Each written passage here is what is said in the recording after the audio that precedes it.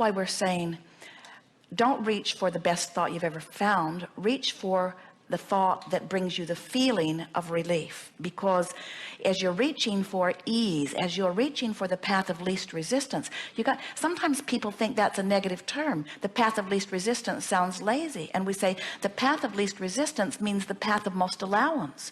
It means going with the stream that is really who you are. And so as you have to be consciously aware of this. We acknowledge that many who are hearing this for the first time, it's going to take you a while to even recognize where you are feeling. You have to sort of poke around it a little bit. Sometimes things happen and you cannot figure it out. Jerry and Esther have been in the city for a few days, and they've been working on a lot of different projects, and they've been really high and happy. In other words, feeling really, really good. And almost every day they've been going to their favorite restaurant in the area and having a really lovely meal. And so last night, or the day before, yesterday, they went to this place for lunch, and during the course of the meal, the fish that came was not good. It wasn't just not good, it was not good.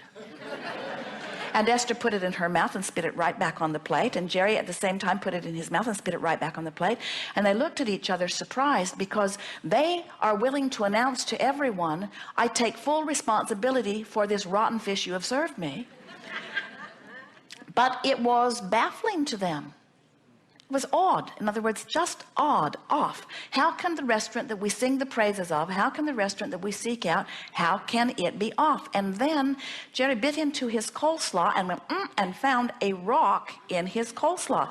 Esther said, please don't tell them, because she didn't think that manager that had that hurt look in his eye over the spoiled fish could take awareness of the rock. And so Jerry said, I won't tell them. We'll just leave this for another surprise for another person. And Esther said, well, we probably got the only bad fish in the restaurant, and we probably got the only rock in the coleslaw too. And then, so they thought they'd recovered from it. And then the girl came and she brought the bill, and Esther smiled at her and she said, how was the replacement fish? And Esther said, it was really delightful, and we love this place, and we've been eating here every day, almost apologizing to them for the discord that any of them might be feeling. And the woman picked up balsamic vinegar and dumped it on Esther. Dumped it on her. Did not mean to do it. Dumped it on Esther. And Esther looked down, and she looked at Jerry, and she looked at her blouse, and she looked at the woman, and she looked at Jerry, and she began to laugh. The woman was horrified, and Esther said, the most important thing in this is no worries. And the woman just sighed a big sigh of relief. And Esther said, just bring me a little glass of tonic water, and I'll go to. Fortunately, Esther's blouse was almost the color of the vinegar. So what's going on? In other words, why would two very nice people who love this place, who've been living happily ever after all week, why would people dump things on them? Why would they line up with that? And we say, it's not so important that you figure out why it happens. And in fact, in other words, the vinegar wouldn't have come if they hadn't focused upon the rock.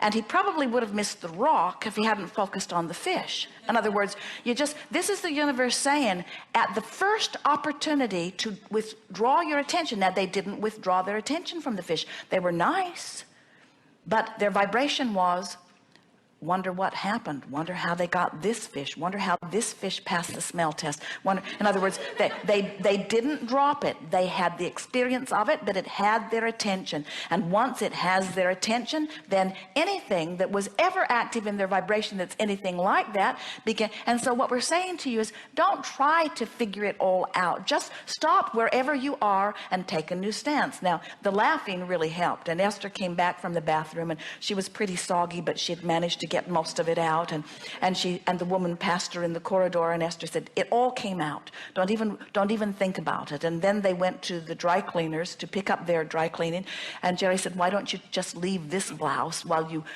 Esther couldn't bring herself to do that. But what we're getting at, as you have an experience that is less than what you want, you have to find a way of getting your attention off of it, because these are very fast moving times.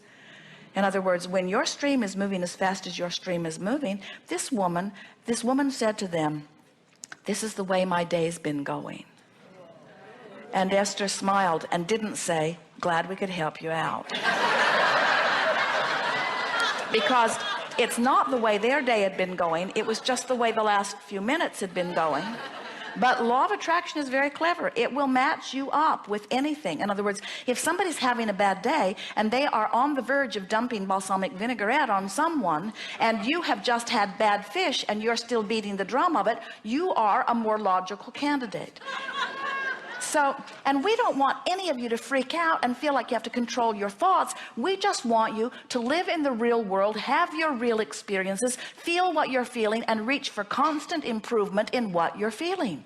In other words, it's no big deal. It's no big deal. And as you bring yourself to the place that you are relaxing. Now, there are people, even in this room, that are irritated that we are spending so much time talking about something that means so little in the terms of the scope of human endeavor. In other words, there are so many much bigger things going on than this. But we want you to understand the cancers that people are living are about not bigger things than this. In other words, people don't get cancer because they're thinking big, awful thoughts. People get cancer because they complain about spoiled fish, because they complain about rocks in their coleslaw, because they complain about people dumping vinegar on them, because they complain about people in traffic. In other words, it's the day-to-day nitty-gritty things that just rub you the wrong way, that you incessantly focus upon, that equal the basis of the majority of your vibration, which equals the basis of your attraction. So it does matter. And these things are easy to clean up. You see, these are the things that are easy to clean up. You want to be someone who is reaching for the best feeling thought you can find wherever you are. And don't start with big things, start with little things.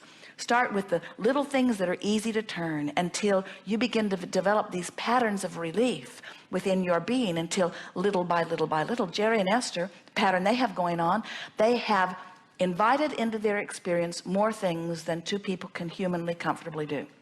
So they must always be, they feel to each other, moving as efficiently and effectively as they can. So when anything gets, and so that feeling of frenzy would bring fish that would delay the meal. In other words, that it's just the way law of attraction doesn't give you what you want. Law of attraction gives you what you're vibrating. Law of attraction responds to your vibration, which is indicated by your feeling, you see. So once you get that and you begin to laugh about it and reach for relief about it, then you can work the bugs out of everything, you see.